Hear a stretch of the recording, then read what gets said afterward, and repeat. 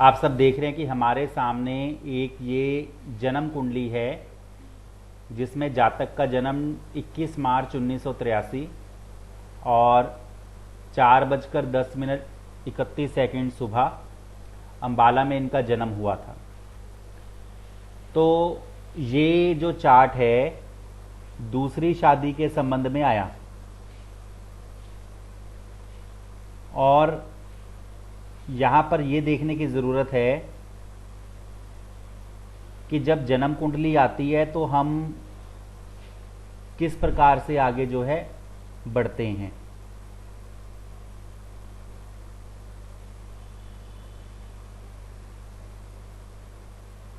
अब यहाँ पर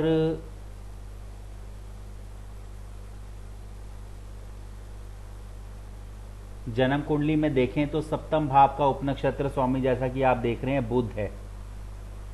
तो दूसरी शादी के लिए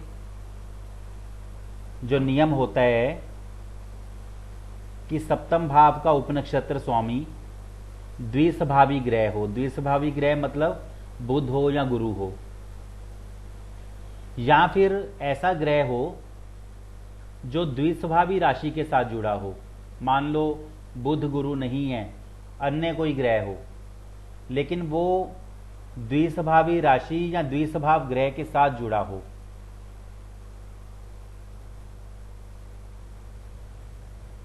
वो अन्य ग्रह जो होगा ऐसे ग्रह के नक्षत्र में हो जो बुध या गुरु हो, या फिर वो स्वयं द्विस्वभावी राशि में हो या उसका नक्षत्र स्वामी द्विस्वभावी राशि में हो। तो ऐसे में हम ये समझते हैं कि उसका संबंध जो है द्विस्वभावी ग्रह या द्विस्वभावी राशि के साथ जुड़ा है। तो जातक की कुंडली में यदि सप्तम भाव का उपनक्षत्र दूसरी शादी को दर्शा रहा हो, तब जो है ये हम मान सकते हैं कि ऐसे जातक की 2 शादियां हो सकती हैं। और दूसरी शादी के लिए जो नियम है, एक तो दूसरे भाव के उपनक्षत्र से भी देखते हैं, नवम भाव के उपनक्षत्र से भी देखते हैं। दोनों भावों के उपनक्षत्र से देख सकते हैं। सर एक क्वेश्चन था जी। मेरे हस्बैंड की कुंडली में जो बुध है वो दूसरे भाव में बैठा है जी। और तो दूसरी शादी हम ये भी देखेंगे कि दूसरे भाव में अगर बुध बैठा हुआ है तो वो भी दूसरी शादी का योग बनाता है। नहीं, देखिए पहली बात तो यहाँ पर ये ध्यान में दें कि सिर्फ हम ऐसी स्थिति देखकर ये आकलन ना कर लें कि ये तो दूसरी शादी का संयोग दिखा रहा है। उसमें यदि वैवाहिक जीवन में दिक्कतें हैं या फिर हस्बैंड वाइफ की बिल्कुल नहीं बनती है या फिर कई अन्य कारण हो सकते हैं। हमेशा जैसे उनकी 2 सगाई टूटी थी, मतलब सगाई होके टूटी है शादी से पहले, तो इसको भी हम इसी के अंदर लेंगे कि 2 सगाई होके टूटी है। सप्तम भाव का उपनक्षत्र यदि 6 और 12 भाव का कार्येश हो तो सगाई अवश्य टूटती है।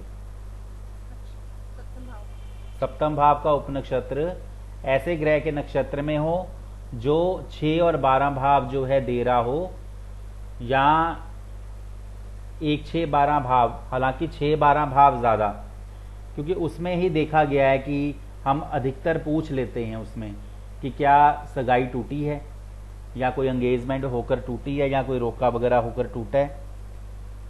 तो अब यहां पर ध्यान दीजिए कि इस जातक का जो जन्म विवरण आया है, सप्तम भाव का उपनक्षत्र स्वामी बुध है। अब ये जब भी चार्ट लिया गया 2017 में ये चार्ट लिया गया था, तो उस समय के रूलिंग ग्रहों में क्योंकि जन्म कुंडली आई है, अब ये मैं ध्यान देने वाली बात है इसमें कि जन्म कुंडली आई है तो सप्तम भाव का उपनक्षत्र स्वामी उस समय जब भी चार्ट लिया गया था तो उस समय के रूलिंग ग्रहों में मौजूद रहा था। तो यदि अब ये चार्ट जैसे आज हमने लिया है तो क्या बुध रूलिंग ग्रहों में आ रहा है, ऐसा हम देख सकते हैं। हालांकि ये पुष्टि पहले हुई है। तो यहां पर देखते हैं कि ये चार्ट हमने आज 5 अक्टूबर को 8:05 शाम के समय लिया है लुधियाना में। और लगन और लगन का नक्षत्र सूर्य, लगन का राशि स्वामी मंगल, चंद्र का नक्षत्र स्वामी सूर्य, चंद्र का राशि स्वामी बुध। तो यहां पर बुध आ रहा है, तो इसका मतलब यह है कि सप्तम भाव का उपनक्षत्र जो है उस समय भी जब देखा गया तो ये एक तरह से, क्योंकि जन्म कुंडली आई है तो इसको देखकर आगे देखा जा सकता है। तो नियम यही है कि सप्तम भाव का उपनक्षत्र स्वामी द्विस्वभाव ग्रह बुध गुरु या द्विस्वभाव राशि मिथुन धनु या मीन से जुड़ी हो या कोई अन्य ग्रह हो जो इनके साथ जुड़ा हुआ हो, तब जो है दूसरे विवाह होने के जो है चांसेस होते हैं, पहली बात। उसके बाद दूसरे भाव का उपनक्षत्र स्वामी दोनों 11 भावों में इसका कारेश हो। तो दोनों 11 भावों की जब हम बात करते हैं तो हो सकता है कि वो या तो तीनों भावों का कारेश हो दोनों 11 का, या दोनों 11 में से किन्हीं 2 भावों का कारेश हो, या फिर 2 या 9 या 11, इस प्रकार से। तो दूसरे भाव का उपनक्षत्र स्वामी, उसके बाद हम नवम भाव के उपनक्षत्र स्वामी से भी देख सकते हैं। अब यहां पर पहले हम प्रॉमिस देखते हैं। अब मैं आपको साथ के साथ ये भी बताऊंगा कि जब हम प्रॉमिस देखते हैं और हम जैसे देखते हैं कि ग्रहों की ग्रह के साथ युति है, या ग्रह की भाव के साथ भाव युति है, या दृष्टि युति है, तो हमें कब लेने की जरूरत पड़ती है। अब यहां पर हम दूसरी शादी के संबंध में देख रहे हैं, दूसरे भाव का उपनक्षत्र स्वामी चंद्र है। तो चंद्रमा को देखते हैं कि चंद्रमा जो है चौथे भाव में स्थित है, 7वें का स्वामी है, अपने ही नक्षत्र में रीनफोर्स है, 4 और 7 भाव की पुनरावृत्ति कर रहा है। और शुक्र के उपनक्षत्र में, जो कि शुक्र जो है तीसरे भाव में स्थित है, 4, 5, 9 का स्वामी है। तो यहां पर उपनक्षत्र लेवल पर हमें नवम भाव मिला है, ग्रह लेवल और नक्षत्र लेवल पर 7वां भाव मिला है। ये भी जो है शादी का भाव है, मुख्य भाव। अब शादी का मुख्य भाव है तो ग्रह जो होता है, जैसे सोर्स है, ये रिजल्ट है, ये उसके संबंध में लाभ हानि को भी दर्शाता है और एक तरह से फाइनल डिसाइडर भी होता है। तो उपनक्षत्र पर नवम भाव मिल रहा है। तो अब यहां पर 2, 9, 11 में से नवम भाव जो है उपनक्षत्र पर मिल रहा है, ग्रह और नक्षत्र लेवल पर नहीं मिल रहा, हालांकि चंद्रमा अपने ही नक्षत्र में है। तो इसके अलावा अब हम आगे स्थिति को देख सकते हैं कि क्या चंद्रमा के साथ कोई ग्रह है, या उसकी कोई दृष्टि तो नहीं पड़ रही, युति वगैरह तो नहीं हो रही, या भाव युति तो नहीं हो रही। अब हम देख सकते हैं, क्योंकि हमें दोनों 11 यहां पर एक प्रकार से नहीं मिला। तो चंद्रमा सबसे पहले तो अपने ही नक्षत्र में है, उसके अलावा क्या चंद्रमा अन्य किसी ग्रह का नक्षत्र स्वामी बना है? नहीं है, पार्शली अनटेनेंटेड हो गया। अब पार्शली अनटेनेंटेड हो गया तो चंद्रमा यहां पर दूसरे भाव का उपनक्षत्र बना है। तो एक तरह से अब हम ब्रैकेट में यहां पे दूसरा भाव ले सकते हैं। तो अब एक तरह से हम कह सकते हैं कि दूसरा भाव भी यहां पर जुड़ गया। तो कहने का ये मतलब ये है कि यदि आपको स्क्रिप्ट में नियम के अनुसार भाव मिल रहे हैं कारेश में, तो फिर चाहे आप युति या दृष्टि युति या भाव युति देखो ना देखो, कोई बात नहीं। अगर नहीं मिल रहे हैं फिर देखने की जरूरत पड़ती है कि क्या सर, पर अभी तो आपने जैसे यहाँ वो हमें 2 नहीं मिल रहा था, 2 और 2, 9 मिल रहा था, 2 नहीं मिल रहा था जी। तो यहाँ आपने फिर टेनेंटेड अनटेनेंटेड देखा। जी। अगर मानो वहां भी नहीं मिलता तो फिर अपन युति दृष्टि देखते। फिर मैं देखता कि क्या चंद्र के साथ कोई ग्रह है, कोई ग्रह नहीं है। चंद्र के ऊपर गुरु की दृष्टि पड़ रही है, चंद्र के ऊपर और किस ग्रह की दृष्टि पड़ रही है यदि देखें तो किसी की नहीं पड़ रही। तो फिर गुरु के भी सिग्निफिकेटर्स जो होंगे वो भी काउंट होंगे। यहां पर चंद्र के ऊपर गुरु की दृष्टि पड़ रही है, क्या ये दृष्टि सरल है या युति वाली है? अब सरल है या युति वाली है तो चंद्रमा जो है वो 21 डिग्री पर है, गुरु जो है 17 डिग्री पर है। तो 3 डिग्री 20 जमा करें तो 20 और 38 तक पहुंचेगा। 21 डिग्री है तो फिर भी अंतर रह गया। तो इसका मतलब ये है कि चंद्र के साथ कोई ग्रह नहीं है, चंद्र के ऊपर गुरु की दृष्टि युति वाली नहीं है, और चंद्रमा जैसे कि 5वें भाव में है यहां पर दिख रहा है। और यदि हम देखें चंद्रमा वृषभ में 21 डिग्री पर है, पांचवा भाव वृषभ का 27 डिग्री पर है, तो ये भी अंतर है ज्यादा। तो भावयुति, हालांकि पांचवा भाव स्क्रिप्ट में नहीं आता, वो तो सिर्फ एक लगाव या प्रेम का है, तो यहां पर नहीं आ रहा। लेकिन चंद्रमा पार्शली अनटेनेंटेड होकर दूसरे भाव का उपनक्षत्र स्वामी बना, तो यहां पर दोनों 11 में से दूसरा भाव मिला और उपनक्षत्र पर नवम भाव मिला। अब नवम भाव का उपनक्षत्र है सूर्य।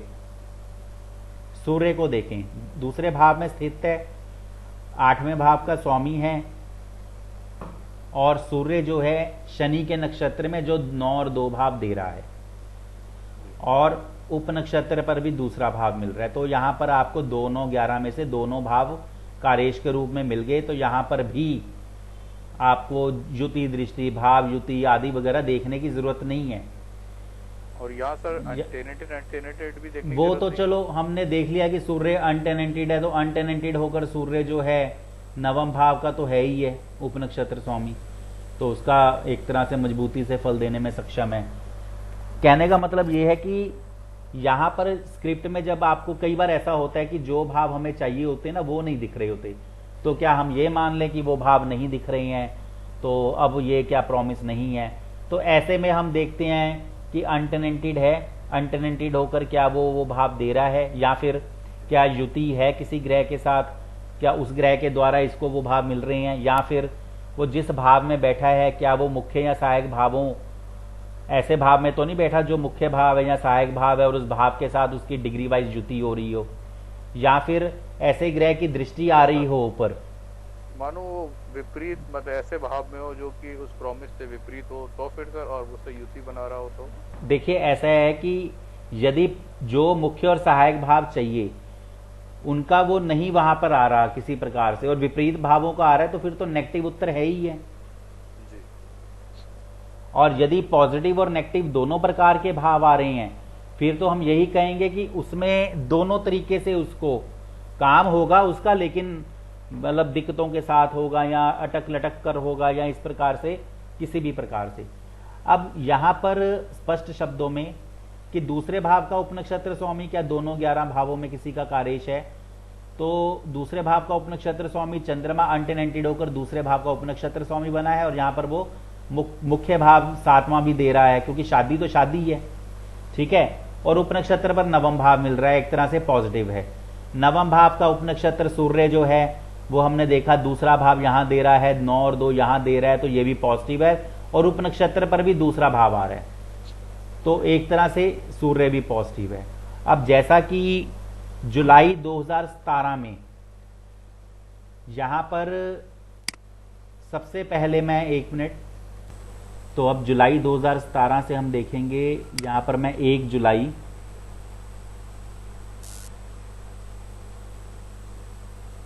2017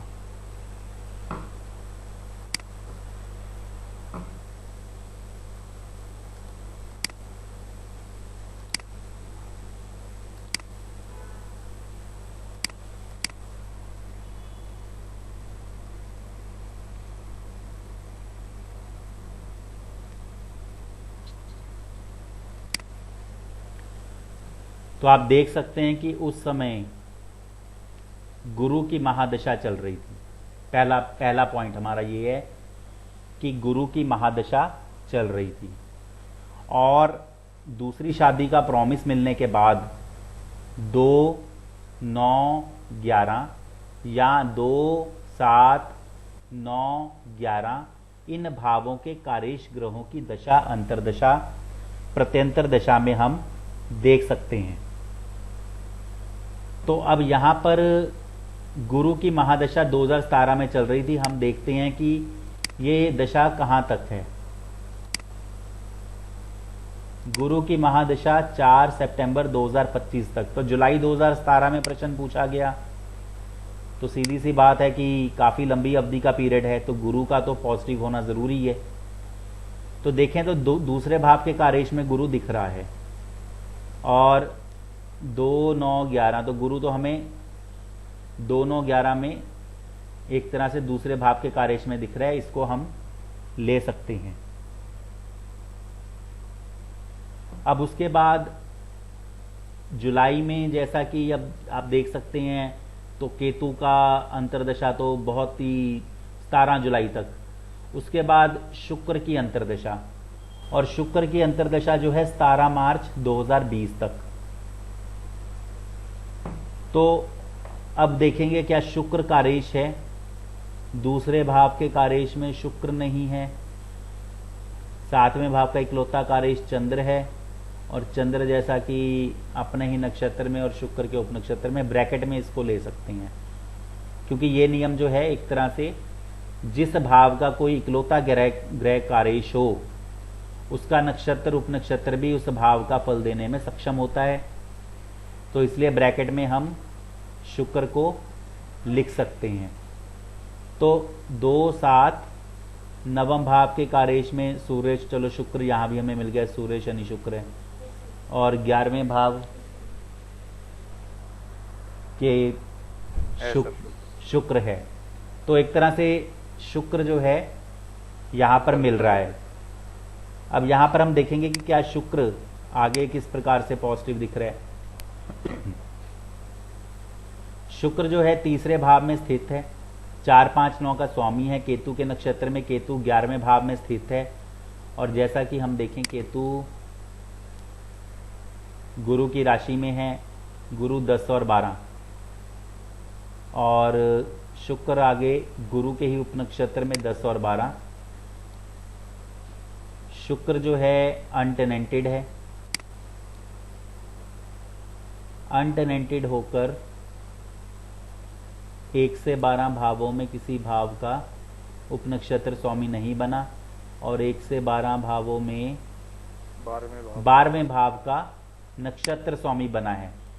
तो ये पॉइंट भी आप देख सकते हैं कि शुक्र अनटेनेंटेड होकर 1 से 12 भाव में किसी भाव का उपनक्षत्र स्वामी नहीं बना, तो नक्षत्र स्वामी बना है, तो यहाँ पे 12वां भाव हम कंसीडर करते हैं एक तरह से कि 12वां भाव जो है व्यय का, परेशानी का, खर्चे का, तो इस संबंध में जो है वो दर्शा रहा है।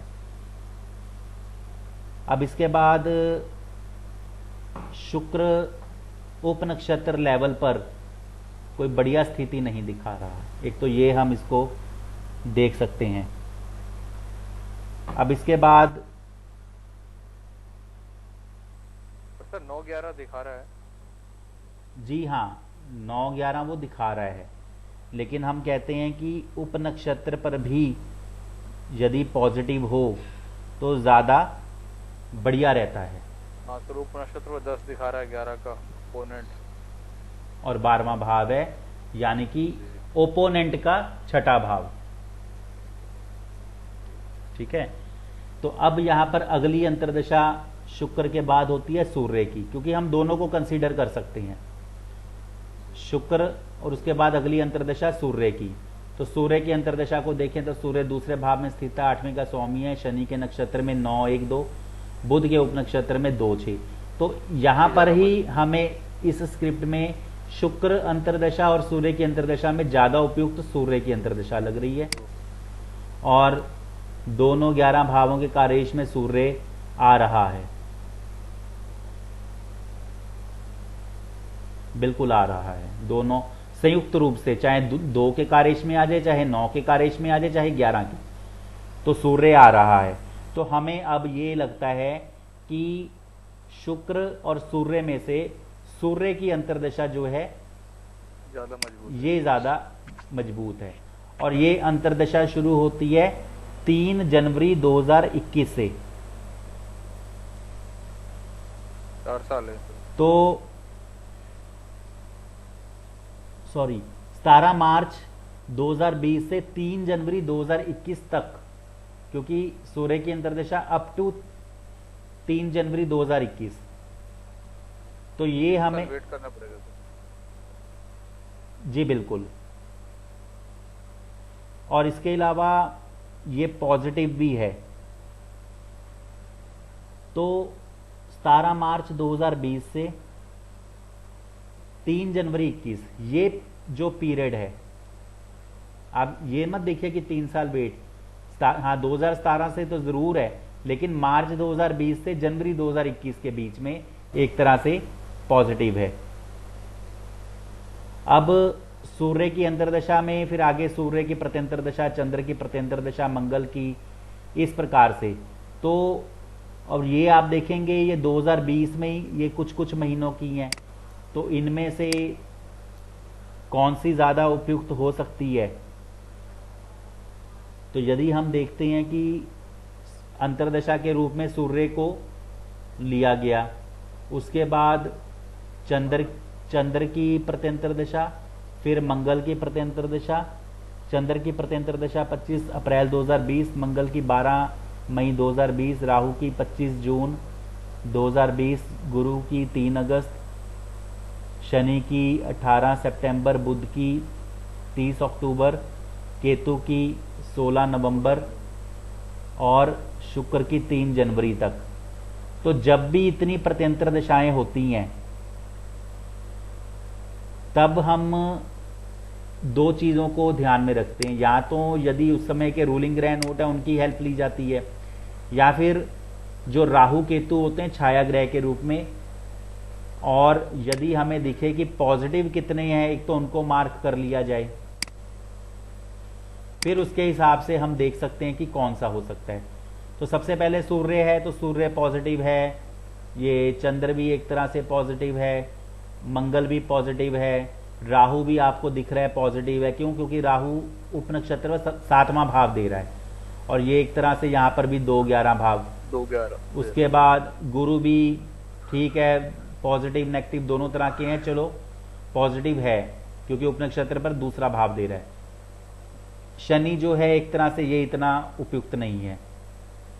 बुध जो है 2-11 दे रहा है। अब उसके बाद केतु शुक्र तक हम देखेंगे, तो केतु भी जो है 2-11 भाव दे रहा है नक्षत्र पर भी एक तरह से। और उसके बाद शुक्र को देखेंगे तो शुक्र भी उपनक्षत्र पर कोई इतना बढ़िया नहीं था। तो अब यहाँ पर इतने ग्रहों में 2 ग्रह छोड़कर बाकी लगभग सभी जो है पॉजिटिव हैं। ऐसी स्थिति में राहु या केतु इनको देखा जाता है। तो राहु 2-11, 2-11, 7 और केतु जैसे कि 2-9-11, 2-9-11 और उपनक्षत्र पर 2-11, तो एक तरह से ये पॉजिटिव है। इसको हम डबल क्लिक कर सकते हैं, डबल टिक कर सकते हैं। तो ऐसे में जो आपको ज्यादा, इसमें राहु केतु को क्यों लिया सर? क्योंकि जब अधिकतर ग्रह कार्येश हों, मतलब अधिकतर ग्रहों की जब हमें आ रहे हों, तब ये होता है कि छाया ग्रह जो है वो ज्यादा इंपॉर्टेंट होकर फल देते हैं, लेकिन वो पॉजिटिव भी होने चाहिए। अब यहां पर यदि आप देखें तो राहु जो है वो उपनक्षत्र पर 7वां दे रहा है, चलो यहां 2-11 है, यहां 2-11। केतु ज्यादा पॉजिटिव दिख रहा है। और इन सभी ग्रहों में से 2 ग्रह छोड़कर बाकी सभी पॉजिटिव थे। शुक्र अपने उपनक्षत्र पर गुरु 10-12 दे रहा था, शनि अपने उपनक्षत्र पर भी गुरु 10-12 दे रहा था। इनको हमने एक तरह से कम पॉजिटिव माना, बाकियों को पॉजिटिव माना। और उनमें से अधिक पॉजिटिव कौन से हुए? यहाँ पे दोनों 11 आ रहा है, केतु अधिक पॉजिटिव हुआ। यहाँ पर ये 9वां भाव आ रहा है, लेकिन उपनक्षत्र पर 10-12 आ रहा है, ये इतना बढ़िया पॉजिटिव नहीं हुआ। यहाँ पर सूर्य भी जो है ठीक ठाक पॉजिटिव हुआ। तो इस तरह से हम डबल टिक कर सकते हैं। अब इनकी जो दूसरी शादी हुई थी 9 नवंबर 2020 को हुई थी। 9 नवंबर 2020 को हुई थी, जो कि यही वाला पीरियड बनता है। गुरु की महादशा, सूर्य की अंतर्दशा, केतु की प्रत्यंतर दशा और सूक्ष्म दशा गुरु की मान सकते हैं। तो गुरु, सूर्य, केतु, ये पीरियड जो है इनका, ये तो आपको पता चल गया भी इनकी शादी 9 नवंबर को हुई थी जी। या क्या आपने इनको पहले प्रेडिक्ट किया था कि इस तारीख से इस तारीख के बीच में हो जाएगी? देखिए यहाँ पर जैसे जो उपनक्षत्र पर जैसे मैंने आपको बताया, उसमें हम एक तरह से डबल क्लिक करते हैं। हमने डबल टिक कर लिए कि कौन कौन से ज्यादा पॉजिटिव, हाँ कौन कौन इनकी, ये चंद्र के उसमें भी हो सकती थी। उपनक्षत्र पर 9वां भाव आ रहा है, 7वां, ठीक है। मतलब डबल टिक करके हमने बता दिया कि आपकी जो दूसरी शादी है इन पीरियड्स में हो सकती है, संभावना है जी। और क्योंकि देखिए जन्म कुंडली है, और उसके अलावा ये भी होता है कि वो जातक किस प्रकार से प्रयासरत हैं। कई बार ऐसा होता है कि वो आराम से बैठ जाते हैं और वो कहते हैं ठीक है कोई रिश्ता आएगा तो देखेंगे, एफर्ट्स होते हैं, एफर्ट्स हाँ पंडित जी अगर अगर इस टाइम के बीच होगी तो उसी टाइम पे लगाएंगे। एफर्ट्स करने चाहिए। पॉजिटिव पीरियड यदि चल रहा है तो एफर्ट्स करने चाहिए। यदि पॉजिटिव पीरियड दोनों 11 भावों के कारेश ग्रहों की दशा, अंतरदशा, प्रत्यंतर दशा का चल रहा है तो हम उनको कहेंगे कि भाई पूरे एफर्ट्स करो, ये एक तरह से योग चल रहे हैं, तो उस समय वो एफर्ट्स करेंगे तो वो कार्य हो जाएगा, क्योंकि वो योग एक तरह से एक्टिव है। दोनों 11 भावों के कारेश जो हैं वो एक्टिव हैं। अगर मान लो वो शुक्र की प्रत्यंतरा में करते हैं तो एक तरह से उसमें उतनी सफलता ना मिले, और उसके अलावा शनि की प्रत्यंतरा में करते हैं तब भी इतनी सफलता ना मिले, तो बाकियों में सफलता मिल सकती है और उसमें जो ज्यादा एक तरह से स्ट्रांग दिखे। तो ये तो हमें तो सर इसमें सिंगल टिक और डबल टिक कौन लगा सकते हैं? अब देखिए वो सिंगल है वो पहले तो हमने देखा गुरु की महादशा 2025 तक है और ये बढ़िया से एक तरह से दे सकती है। क्यों? क्योंकि महादशा स्वामी उप नक्षत्र पर, हालांकि दूसरे का कारेश भी है, उप नक्षत्र पर दूसरा भाव भी दे रहा है, तो चाहे वो कमजोर भाव ही दे तब भी वो एक तरह महादशा स्वामी का किसी ना किसी भाव का होना जरूरी है। उसने दिया, उसके बाद शुक्र की अंतर्दशा चल रही थी, वो एक तरह से उप नक्षत्र पर नहीं पॉजिटिव दिखी, तो अगली सूर्य की अंतर्दशा, सूर्य की अंतर्दशा में देखा कि नक्षत्र लेवल पर 2 9 आ रहा है, उप नक्षत्र पर 2। अब सूर्य की अंतर्दशा में ध्यान केंद्रित हो गया। अब ये भी देखिए एक और बात, सूर्य की अंतर्दशा जो है यदि आप देखें मार्च 2020 से जनवरी 2021 तक, मार्च, अप्रैल, मई, जून, जुलाई, अगस्त, सितंबर, अक्टूबर, नवंबर, दिसंबर, जनवरी, तो इसमें हम ये कह सकते हैं कि आपका ये जो है मार्च 20 से जनवरी 21 के बीच में हो जाएगा। अब वो ये पूछता है कि इस पीरियड के दौरान कौन से पीरियड में हो सकता है, तब हम प्रत्यंतर दशा जो स्ट्रांग हैं उनको मार्क करके उनको हम कह सकते हैं कि इन पीरियड्स में आपकी दोनों 11 भावों के कार्य। अब उसमें से कौन से वो छोड़ देंगे पीरियड जो पीरियड अच्छे नहीं है। अब जैसे हमें पता है, अब जैसे ये श्राद्ध चल रहे हैं तो नहीं ऐसे अच्छे कार्य होते, तो वो छोड़ देंगे बिल्कुल ही। पहली शादी के समय में तो आपको ये भी मालूम है तारा डूबा हुआ तब तो भी वो पीरियड काउंट नहीं करते। हिंदू रीति रिवाजों के अनुसार यदि विवाह कर रहे हैं, डूबा हुआ तारा होता है या ये इस प्रकार के जैसे ये मल लगे होते हैं, हाँ, तो वो छोड़ देते हैं ना पीरियड, तो वो पीरियड माइनस कर दिए जाएं, तो बाकी के पॉजिटिव पीरियड उठा ली जाए, तब भी प्रेडिक्शन बहुत बढ़िया ढंग से जो है पूर्ति होती है उसकी। तो यहां पर गुरु की महादशा में, सूर्य की अंतर्दशा में, केतु की प्रत्यंतर दशा एक तरह से पॉजिटिव। ये नियम जो है सुनील गोंदेलकर जी 4 स्टेप थ्योरी के जनक, ये उनका एक ये बढ़िया नियम था कि जब भी प्रत्यंतर दशाओं में लगभग सभी ग्रहों की रहती हो और लगभग ज्यादातर आपको पॉजिटिव दिखाई दें, तो वहां पर छाया ग्रह राहु केतु अपना रोल अदा कर सकते हैं। ये उनका पॉइंट है, इस पॉइंट को मैंने हमेशा ध्यान में रखा है। तो यहाँ पे वही पॉइंट उनका जो है केतु के ऊपर जाकर एक तरह से बिल्कुल बैठा और इस तरह से, तो ये आप उसको मार्किंग में लेकर जोर दे के कह सकते हैं कि इस पीरियड में तो ज्यादा चांसेस बनते हैं। तो यहां तक सभी को क्लियर है? किसी का कोई प्रश्न? सर अब मैं सोचता हूँ मेरे जो बाकी साथी हैं वो भी शायद मेरी बात से सहमत होंगे जी। एक्चुअल में सर मतलब ये इतना मतलब दिखने में अपन को इतना आसान लग रहा है, बट आपको क्योंकि बहुत एक्सपीरियंस हो चुका है, अभी इतनी सारी चीज़ें इसमें हमें अभी तक लगता था यार शादी देखनी है 2 7 11 दिख रहा है या 2 9 11 दिख रहा है, चलो फटाफट। अब जी स्टेप बाय स्टेप जब हम आपके संग बढ़ रहे हैं, देख रहे हैं, तो it really needs very much practice कि मतलब ये सब चीज़ें जैसे आपने पर्टिकुलर एक नियम बताया कि भाई अब जैसे राहु केतु वाला नियम हमें पता ही नहीं था जी। सिंगल टिक डबल टिक, मैं सोचता हूँ ज्योति जी, वंदना जी जिनको मैं जानता हूँ, मैं समझता हूँ कि ये it needs lot of practice. बिल्कुल, देखिए इसमें जब हम बात करते हैं कि दशा स्वामी जो है अपने उपनक्षत्र पर पॉजिटिव होने चाहिए, तो वहां पर भी हम उनमें से ये एक तरह से हम कहते हैं फिल्ट्रेशन करना। जी सर। तो दोनों 11, अब यहाँ पे आप देखेंगे तो केतु भी दोनों 11 के कारेश में है। 11 के में है और 9 के में। तो ये हमें वर्कआउट तो देखिए करना पड़ता है। एक्चुअली क्या होता है कि मैं आपको बताता